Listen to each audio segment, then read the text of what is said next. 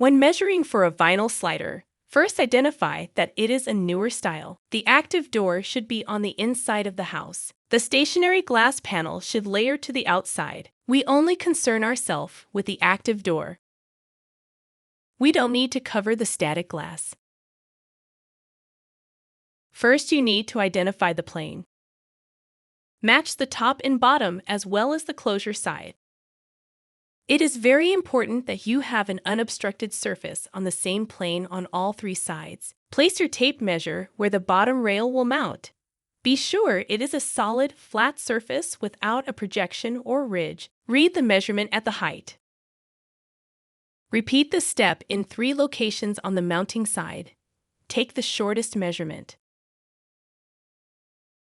For a slider, you will be left with a gap on the housing side. Don't worry.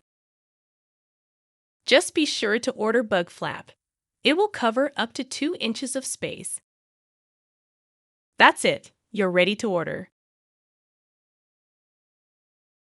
Apollo Screen and Shade. Call us